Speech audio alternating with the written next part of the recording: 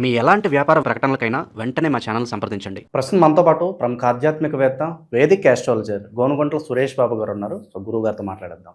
నమస్కారం గురుగారు. ఓం గం గణపతయే నమః. స్వర్ణలక్ష్మి నమస్తే అస్తు. పరబ్రహ్మ స్వరూపిణి రాజ్యం దేహి ధనం దేహి సర్వకామాంచ దేహి మే. గురుగారు, శ్రీ పరాభవ నామ సంవత్సరంలో మరి కర్కాటక రాశి వాళ్ళకి ఈ కొత్త సంవత్సరం అంతా ఏ విధంగా ఉండబోతుంది? ఉగాది షడ్రుచుల్లో ఎక్కువగా ఏ రుచి ఎక్కువగా వీళ్ళకి తగిలే అవకాశం కనిపిస్తుంది? ఎటువంటి జాగ్రత్తలు తీసుకోవాలి ప్రత్యేకంగా? సో మణికంఠ గారు, మీరు అడిగే క్వశ్చన్ చాలా బాగుందండి. ఉగాది పచ్చడితో స్టార్ట్ చేశారు. ముందుగా ముందుగా మనం రాసులకు వెళ్ళే ముందు ఈ యొక్క సంవత్సరం యొక్క మీనింగ్ తెలుసుకుంటే మన టోటల్గా ఓవరాల్ థీమ్ మనకు తెలిసిపోతుంది. ఒక థీమ్, మన మూవీలో థీమ్ మనం చూసుకుంటాం. అదేంటి, ఫిక్షనా లేకుంటే రకరకాలు వస్తున్నాయి కదండి, లేదంటే ఓల్డ్ రాజులకు సంబంధించిన మూవీనా, లేదంటే ఫ్యామిలీ ఓరియంటెడ్ థీమ్ తెలుసుకుంటే మనకి కొంచెం గెస్ పెరుగుతుంది అనమాట. ఫస్ట్ ఈ సంవత్సరాన్ని యొక్క పేరు శ్రీ పరాభావన సంవత్సరం అని పెట్టారు. పరాభవం అంటే మనందరికీ తెలుసు, ఇది కొంచెం పాత మాట. ఇప్పుడున్న వాడికి లాంగ్వేజ్లో చూసుకుంటే అపజయము, అవమానము, అధికార నాశనం అనుకోవాలి, అధికార పతనం, అహంకారం అని చెప్తూ ఉంటారు. మీనింగ్ అంటే పరా అంటే దూరంగా ఉండటం, అభావం, భావం అంటే ఇన్సెక్యూర్గా ఫీల్ అయిపోవటం. అంటే ఈ సంవత్సరం అంతా జనాలు ఎలా ఉండాలంటే మనకి ఇన్ఫీరియారిటీ కాంప్లెక్స్కి దూరంగా ఉండాలి, అభావానికి దూరంగా ఉండాలి, పిరికితనానికి దూరంగా ఉండాలి అని మనకి చెప్తూ ఉంటారు. మనం ఎప్పుడు అభావంగా ఫీల్ అవుతాము, ఎప్పుడు ఇన్సెక్యూర్గా ఫీల్ అవుతాం, ఎప్పుడైతే మనం గిల్టీ పనులు చేస్తూ ఉంటామో, ధర్మానికి వ్యతిరేకంగా వెళ్తూ ఉంటామో, అప్పుడు మనకు తెలవకుండానే మనలో మనకి ఇన్ఫీరియారిటీ పెరుగుతూ ఉంటుంది. ఇన్ కేస్ అలాంటి సిచ్యువేషన్లో మనం తెలుసో తెలవకుండా ఉంటే అది ఒక స్కామ్ లాగా, లేకుంటే ఒక గిల్టీ లాగా బయటికి ఎక్స్పోజ్ అయిపోతుంది. తద్వారా మనలో ఉన్న అపజయం కలుగుతుంది, అహంకారం పోతుంది, తర్వాత మనం ఏమనుకున్న అవమానం, పతనం స్టార్ట్ అవుతుంది. అందుకని ఈ సంవత్సరంలో చాలా జాగ్రత్తగా ఉండాలి. సో మనకి కర్కాటక రాశి వాళ్ళందరికీ శ్రీ పరాభావన సంవత్సరంలో అష్టైశ్వర్యాలు కలగాలి, భోగం ఉండాలి, భాగ్యం ఉండాలి. వీళ్ళు అనుకున్న ప్రతి కార్యక్రమము విజయంగా నెరవేర్చుకొని చక్కగా ముందుకు దూసుకొని పోవాలని చెప్పేసి మనం కోరుకుందామండి. సో వీళ్ళకి శీఘ్రంగా ఉన్నతి రావాలి, పదోన్నతి రావాలి అని చెప్పేసి మనం కోరుకున్నాం. కర్కాటక రాశి కనుక చూసుకుంటే ఒక తటస్థంగా ఉంది, తటస్థంగా చక్కగా వెళ్ళిపోతూ ఉంటుంది. ఖచ్చిత్ సుఖం ఖచ్చిత్ దుఃఖం అని చెప్పేసి కభీ ఖుషి కభీ గమ్ అంటారు. హిందీ ఒక పాపులర్ మూవీ ఉన్నట్లు కొన్నిసార్లు చాలా ఉత్సాహంగా హ్యాపీగా ఉంటారు, కొన్నిసార్లు డౌన్గా ఉంటారు. బట్ ఓవరాల్గా ఒక నార్మల్గా వెళ్ళిపోతుంది. పెద్ద పెద్ద సినిమాల్లో ఉన్న చేజింగ్లు అవి ఇవి ఏమీ ఉండవు, నార్మల్గా వెళ్ళిపోతూ ఉంటుంది. అంటే ఏ గ్రహం కూడా వీళ్ళకి పెద్దగా బాధ పెట్టే పొజిషన్లో లేదు. అలా అని మిక్స్డ్గా ఉంది, ప్రతి గ్రహం కూడా కొంత బాగా కొంత అటు ఇటుగా ఉంది. కాబట్టి కొంచెం వీళ్ళు ప్లానెడ్గా వెళ్తే ఇయర్ బాగుంటుంది. ఈ కర్కాటక రాశి వాళ్ళకి నేను చెప్పే ఒక అడ్వైస్, ఈ యొక్క రాశి స్థితులను బట్టి చూస్తే ప్రాపర్ ప్లానింగ్ ఒక్కటి ఉంటే సరిపోతుంది. ఒక్క రహస్యం ఏంటంటే ప్లానింగ్, అది ఒక్కటి ఉంటే అంతా వీళ్ళకి కరెక్ట్గా ఈ టోటల్ 2026 పర్ఫెక్ట్గా వెళ్ళిపోతారు. ఎక్కడ కూడా పెద్ద పెద్ద ఇబ్బందులు పెట్టే పరిస్థితి అయితే లేదు. అలా అని ఈజీగా కూడా పని ముందుకు దూసుకుని పోయే పని లేదు. కొంచెం ఆలోచించుకొని క్యాలిక్యులేటెడ్గా చదరంగా వాడుతున్నట్టు అన్ని ప్రతి మూమెంట్ని కేర్ఫుల్గా తీసుకుంటే అద్భుతంగా ఉంటుంది. ఇంకొక అదృష్టం ఏమంటే గురువు వీళ్ళు 12వ స్థానంలో ఉన్న విపరీతంగా వ్యయం ఖర్చు చేయాలన్నా కానీ విపరీత వేద కాన్సెప్ట్తో గురువు ఫస్ట్ 6 months ఎలాంటి ఏమంటారు ఇబ్బంది పెట్టట్లేదు. అది మెయిన్ వీళ్ళకి అడ్వాంటేజ్. అంటే ఏదైతే గ్రహం ఇబ్బంది పెట్టాలి అనుకుంటుందో ఆ గ్రహం వీళ్ళకి ఇబ్బంది పెట్టకుండా ఒక నార్మల్గా చక్కగా తటస్థంగా తీసుకెళ్ళిపోయే ఇయర్ వీళ్ళకి అని చెప్పుకోవచ్చు. మనకి శని వల్ల ఏమవుతుందంటే 9వ స్థానంలో ఉండటంతో నార్మల్గా ఉంటుంది.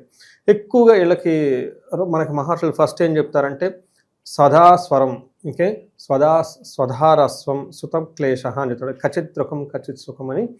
కొన్నిసార్లు కొంచెం హ్యాపీగా, కొన్నిసార్లు కొంచెం దుఃఖమయంగా, అప్స్ అండ్ డౌన్స్ ఎక్కువగా ఉంటారు. తర్వాత అంతే తప్ప పెద్ద విషయం ఏమనదు. భార్యకు సంబంధించిన వ్యవహారాల్లో, పుత్రులకు సంబంధించిన వ్యవహారాల్లో అనవసరమైన టెన్షన్లు ఉంటాయి. ఒక్కటి విషయం పక్కన పెట్టుకుంటే వీళ్ళకి 11వ స్థానంలో శని చూడటం వల్ల మ్యాక్సిమం లైఫ్ అనేది ఫుల్ ప్రాఫిటబుల్గా ఉంటుంది, ఫుల్ సాటిస్ఫాక్షన్ ఉంటుంది. రెండోది శని, అదే చూపట్ల శని మిక్స్డ్ రిజల్ట్. ప్రతి గ్రహం కొన్ని ఛాలెంజెస్, కొన్ని అదృష్టాన్ని తీసుకొస్తున్నాయి. ఛాలెంజెస్ ఏంటి? మనం భార్య గురించి, పుత్రుల గురించి ఇబ్బంది అయితే వచ్చే ఉండొచ్చు, కొన్నిసార్లు సుఖంగా, కొన్నిసార్లు సంతోషంగా హ్యాపీగా ఉండొచ్చు, ఇబ్బందులు పడుతుంది. బట్ పాజిటివ్ సైడ్ ఏంటంటే వీళ్ళకి ఫుల్ మ్యాక్సిమం కంఫర్ట్ ఉంటుంది, మ్యాక్సిమం సాటిస్ఫాక్షన్ ఉంటారు. శత్రువులు అనేవాళ్ళు వీళ్ళని ఏమీ చేయలేరు. తర్వాత గెయిన్ ఆఫ్ మనీ, ధనం ఏదో ఒక విధంగా సంపాదించుకుంటారు. చూడండి ఎక్కడన్నా ఎంత బాగుందో శని. అంటే తటస్థంగా నార్మల్గా ఉంది. వీళ్ళకి గురువు కూడా ఇలానే ఉన్నారు. గురువు వీళ్ళకి ఫస్ట్ 12వ ఇంట్లో ఉన్నప్పటికి కూడా మనకేమంటారంటే శుభకార్యాలు చేయటం ధనం ఎక్కువ ఖర్చు పెట్టడం అని చెప్తూ ఉంటారు. అంటే మనకి శుభమూలో వ్యయచ్చైవ అంటారు. శుభమూలో వ్యయచ్చ శుభకార్యాలు చేయటం వల్ల విపరీతంగా ఖర్చులు అవుతూ ఉంటుంది. శుభకార్యాలు అంటే ఏంటి? పెళ్ళిళ్ళు, తర్వాత ఇల్లు కొనుక్కోవటం, ఏదన్నా నగలు కొనుక్కోవటము, ఇలాంటి ఏదన్నా, లేదంటే హైయర్ ఎడ్యుకేషన్కి వెళ్ళటము, ఫారిన్ వెళ్ళటం, ఇలాంటి విషయాలు చేయటం వల్ల ధనం ఖర్చు అవుతుందని చెప్తూ ఉంటారు.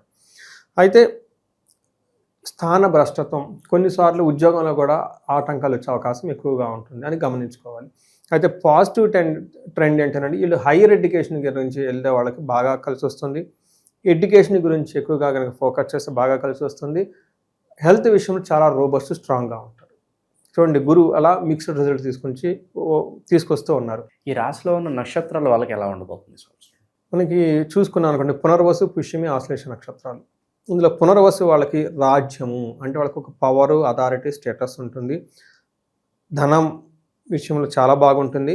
ఫారిన్ వెళ్ళాలి అనుకున్న వాళ్ళకి బాగా కలిసి వచ్చే అవకాశం ఉంటుంది. ఛాలెంజెస్ చూసుకుంటే వీళ్ళకి హెల్త్ కాంప్లికేషన్స్ కొంచెం జాగ్రత్తగా ఉండాలి. మనీ విషయంలో చాలా ప్లాన్డ్గా ఖర్చు పెట్టుకోవాలి. ఆ వృధాగా దేనికి పడితే దానికి భయపడకుండా చాలా బోల్డ్గా ఉండటం అవసరం ఉండాలి. ఎందుకంటే తాటాక చప్పుళ్ళు మీ చుట్టూ చేసేవాళ్ళు చాలామంది ఉంటారు. వీళ్ళకి అవమానించాలని కావాలని ప్లానింగ్ చేసేవాళ్ళు ఉంటారు. కాబట్టి జాగ్రత్తగా ఉండటం ఎంతైనా అవసరం.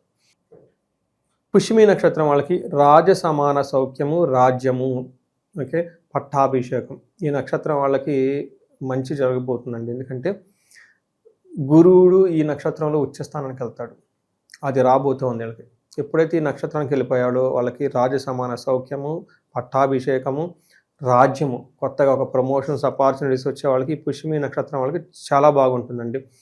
ఒక విషయం జాగ్రత్తగా ఉండాలి, ధనం విషయంలో జాగ్రత్తగా ఉండాలి. రెండోది మార్చి వరకు కొంచెం జాగ్రత్తగా ఉండాలి. ఆ తర్వాత అంతా బాగుంటుంది. పుష్యమి నక్షత్రం వాళ్ళు నక్క తోకం దొక్కినట్టు రాసి పెట్టుకోండి. ఆశ్లేష నక్షత్రం వాళ్ళకి అగైన్ వీళ్ళకి కూడా చాలా బాగుంది. వీళ్ళకి ధనవృద్ధి బాగుంది, రాజసమాన సౌఖ్యం ఉంటుంది, రాజ్యలాభం ఉంటుంది, పట్టాభిషేకం ఉంటుంది. అద్భుతంగా ఉన్న నక్షత్రాలు ఏదంటే ఆశ్లేష నక్షత్రం వాళ్ళని చెప్పుకోవాలి. ఇది సర్ప నక్షత్రం. ఈ నక్షత్రం వాళ్ళకి పెళ్లి కావాలంటే కొంచెం ఆలోచిస్తారు. కాబట్టి ఎవరైనా పెళ్ళిడికి వచ్చిన అమ్మాయిలు కానీ అబ్బాయిలు కానీ ఉంటే ఈ నక్షత్రానికి ఒకసారి శాంతి చేయించుకోవడం చాలా అవసరం. నెక్స్ట్, గురువు వీళ్ళకి జూన్ తర్వాత 11 మనకి జన్మరాశిలోకి వెళ్తూ ఉన్నారు. కర్కాటక రాశి వాళ్ళకి అగైన్ ఇక్కడ కొంచెం ఛాలెంజెస్, కొంచెం ఆపర్చునిటీస్ ఉన్నాయి. ఫస్ట్ వీళ్ళకి పాజిటివ్ ఏంటంటే ఇంట్లో పిల్లలు కావాలనుకున్న వాళ్ళకి రైట్ టైం పిల్లలు పుట్టే అవకాశం ఎక్కువగా ఉంటుంది. పెళ్లి కానీ వాళ్ళకి పెళ్ళే అవకాశం ఎక్కువగా ఉంటుంది. తీర్థయాత్రలు విపరీతంగా చేసేస్తారు. అన్ని విధాలా బాగుంటుంది. అయితే ఈ టైంలో అంటే వీళ్ళ జన్మరాశిలోకే గురువు వస్తూ ఉన్నాడు. కర్కాటక రాశిలోకి గురువు ఉచ్చ స్థానంలోకి వెళ్తూ ఉన్నాడు. కర్కాటక రాశిలో గురువు ఉచ్చ స్థానంలో ఉంటాడు. కానీ ఇది జన్మరాశి. ఇక్కడ మనకేం చెప్తారంటే రాముడు తన సొంత రాజ్యాన్ని వదిలిపెట్టేసి తండ్రి గురించి దూర ప్రదేశానికి వెళ్తారు అని చెప్తారు జన్మరాశిలో ఉండటం వల్ల. మనకి రామాయణం చదువుకునేటప్పుడు వీళ్ళకి కూడా జన్మరాశిలో రావడంతో ఒక మంచి కార్యక్రమం గురించి దూరంగా వెళ్ళే అవకాశం ఎక్కువగా ఉంటుంది. అంటే ఫారిన్ లేదంటే దూరంగా జాబ్ చేయటం, ఎక్కడో దూరంగా వెళ్ళే అవకాశం ఎక్కువగా ఉంటుంది మనకి చెప్తూ ఉంటారు. ఇక్కడ అగైన్ మనకి జూపిటరు కొంచెం ఛాలెంజెస్ని, కొంచెం ఆపర్చునిటీస్ని ఇస్తూ ఉన్నారు. ఇదే ప్రకారంగా రాహు కూడా వీళ్ళకి 8th హౌస్లో ఉండటం, 2వ ఇంట్లో చూడటం వల్ల ధనం అనేది ఏదో ఒక విధంగా రాబట్టుకుంటారు, వదిలిపెట్టరు. కానీ ఏం జరుగుతుందంటే వీళ్ళకి శారీరకంగా బాధలు, మానసిక చింతలో ఉండే అధికారం ఎక్కువగా ఉంటుంది. పై అధికారుల నుంచి అనవసరమైన ఒత్తిడి, దూర ప్రయాణాలు చేసే అవకాశం ఎక్కువగా ఉంటుంది. ఇది అగైన్ మిక్స్డ్. అంటే ఏది చూసుకున్నా కానీ వీళ్ళకి ఒక రకంగా ఒక ఛాలెంజ్తో పాటు 2-3 అదృష్టాలు, ఒక ఛాలెంజ్తో పాటు 2-3 ఆపర్చునిటీస్ ఇలా తీసుకొచ్చు ఉంది. కాబట్టి ఓవరాల్గా ఒక తటస్థంగా నార్మల్గా ఉండి చిన్న చిన్న ప్రాబ్లమ్స్ ఉంటాయి తప్ప పెద్దగా ప్రాబ్లమ్స్ అవన్నీ ఏమి ఉండవని మనం గమనించుకోవాలి. ఇందాక చెప్పడం ఒకటి మర్చిపోయాను. ఇందులో ఉన్న నక్షత్రాలు పునర్వసు 4వ పాదం, పుష్యమి 1, 2, 3, 4 పాదాలు, ఆశ్లేష 1, 2, 3, 4 పాదాలు. రెండోది ఉగాది రాశి ఫలాలు అనగానే ఇది ఎడిటింగ్లో కొంచెం ముందేస్తే వేయండి. ఆదాయం 2, వ్యయం 11, రాజ్యపూజ్యం 4, అవమానం 7. మనం చూసుకుంటే అనుకోండి వీళ్ళకి ఆదాయం 2 ఉంది, వ్యయం ఎంత ఉండే 11 ఉంది. అంటే ఖర్చు పెట్టేటప్పుడు ప్రతిసారి 1కి 2 సార్లు అవసరమా అని గ్రహించుకొని ఖర్చు పెట్టడం చాలా అవసరం. డబ్బు మనం ₹1 ఖర్చు పెడితే ధనలక్ష్మి హ్యాపీగా ఫీల్ అయిపోయి ఆమె మళ్ళీ తిరిగి మన ఇంటికి 10 రెట్లు హ్యాపీగా వచ్చే విధంగా మనం ఖర్చు పెట్టాలంట. అదే ధనం మనకు ఖర్చు పెడితే లక్ష్మీదేవి కోపం వచ్చేసి వేస్ట్ పనులకు నన్ను వాడేసారు, ఇంట్లో నుంచి బయటికి పంపించారని అవమానం వచ్చి ఆడపిల్లలాగా వెళ్ళిపోతుంది, తిరిగి రాదంట. అలా మనం జాగ్రత్తగా ఖర్చు పెట్టుకోవాలి. అలానే రాజ్యపూజ్యం, అవమానం వీళ్ళకి ఏమవుతుంది, మంచిగా అప్రిషియేట్ చేసే వాళ్ళు నలుగురే ఉంటారు, అవమానించే వాళ్ళు 7 ఉంటారంట. అందుకని చెప్పేసి అవమానించే వాళ్ళ దగ్గరికి అసలు మనం ఎందుకు పోవాలి, అంత అవకాశం మనకి ఎందుకు ఇవ్వాలి, అనవసరం వాటిని కట్ చేయడం కూడా చాలా నేర్చుకోవాలి. ఈ 2 కనుక చేసుకుంటే కర్కాటక రాశి వాళ్ళకి చాలా బాగుంది, ఈ సంవత్సరాన్ని గమనించుకోవాలి. బట్ ఓవరాల్గా వీళ్ళకి ఒక లెవెల్ బ్యాలెన్స్డ్గా వెళ్తూ ఉంటారు, పెద్ద పెద్ద చేంజెస్ అయితే ఏముండదు. ఇక విశేషంగా ఈ సంవత్సరం వీళ్ళకి బాగా కలిసి రావాలంటే ఎటువంటి పరిహారాలు చేసుకుంటే బాగుంటుంది? మనం పరిహారాలు చూసుకుంటే వీళ్ళకి నవగ్రహాల చుట్టూ ఎక్కువగా తిరుగుతూ ఉండాలి, ఎందుకంటే అన్ని గ్రహం మిక్స్డ్గా ఉంది కాబట్టి. అలానే ఏ గ్రహం కూడా ఇబ్బంది పెట్టదు, అలానే అన్ని గ్రహాలు స్మూత్గా కూడా రిజల్ట్ ఇవ్వలేదు. నవగ్రహాల చుట్టూ ఎక్కువగా తిరుగుతూ ఉండాలి. కుంభకోణ నవగ్రహ టెంపుల్స్ని బాగా ఎక్కువగా తిరుగుతూ ఉంటే చాలా కలిసి వస్తుంది, ఎందుకంటే అక్కడ నవగ్రహాలకు సంబంధించి అన్ని గ్రహాలు ఉంటూ ఉంటాయి. వీటితో పాటు వీళ్ళకి గురువు మనకి 12 నుంచి 1 రావడంతో కొంచెం గురువుకి సంబంధించిన గ్రహాలకు శాంతులు ఎక్కువ చేసుకుంటూ ఉండాలి. గుంటూరు దగ్గర లేదంటే చిలకలూరుపేట దగ్గర, నర్సరాపేట దగ్గర కోటప్పకొండ అని ఉంటుంది, అక్కడ సామూహికంగా గురువుకి సంబంధించిన హోమాలు చేస్తూ ఉంటారు. దేవాలయం వాళ్ళే తీసుకుంటారు, చాలా తక్కువలో బాగా చేస్తుంటారు. నేను చాలామందికి గురువు సరిగా లేని వాళ్ళకి అక్కడికి పంపిస్తూ ఉంటాను. నేను చాలా మంచి రిజల్ట్ వస్తుంది. చక్కగా అక్కడ వీలైతే కొంచెం స్టే చేసినా కానీ కొంచెం మెడిటేషన్ అవన్నీ చేసుకుంటే చాలా బాగుంటుంది. వీటితో పాటు వీళ్ళకి రాహుకి సంబంధించి కనకదుర్గమని, విజయవాడ కనకదుర్గమని బాగా ఎక్కువ దర్శనం చేసుకుంటూ ఉంటే చాలా బాగుంటుంది. రాహుగ్రహం అనుకూలంగా ఉంటుంది. రాహుకేతులు పూజ శ్రీకాళహస్తిలో చేయించుకున్న చాలా బాగుంటుంది. ఇలా అన్ని గ్రహాలు అన్నీ చక్కగా ఉన్నాయి కాబట్టి ఇంతవరకు ఈ పరిహారాలు చేసుకుంటే బాగుంటుంది. ఇది ఏంటంటే మనకి గోచార రీత్యా. ఇండివిజువల్గా వాళ్ళు ఏదైనా కనుక ప్రాబ్లమ్స్ ఫేస్ చేస్తూ ఉంటే ఆ యొక్క సమస్యతో మనం ఒకసారి జాతక చక్రం చూసుకొని భార్యాభర్తలు అన్యోన్యంగా ఉండటానికి అన్యోన్య దాంపత్య పాశుపత అభిషేకం, ధనానికి ఇబ్బంది పడిపోతూ ఉంటే, ఎందుకంటే ధనం విపరీతంగా ఖర్చు అయ్యే అవకాశం ఎక్కువగా ఉంటుంది. ఎక్కువ ఖర్చు అవ్వాలంటే సోర్సెస్ ఆఫ్ ఇన్కమ్ కూడా ఉండాలి కదా. కొత్త సోర్సెస్ ఇన్కమ్ రావడానికి స్వర్ణలక్ష్మి విశేష హోమం చేయించుకోవటం, శత్రువుల బాధలు ఎక్కువగా ఉంటే చండీ హోమం, చండీ పారాయణం చేయించుకోవడం చాలా చాలా కలిసి వస్తుంది. ఎందుకంటే అష్టమంలో రాహు ఉన్నారు కాబట్టి కొంచెం రీసెర్చ్ ఓరియంటెడ్ థాట్స్ని, అనవసరమైన వాటిని ఎక్కువగా టైం స్పెండ్ చేస్తూ ఉంటారు అన్నమాట. వేస్ట్ అయిన పనులు ఎక్కువ చేస్తూ ఉంటారు.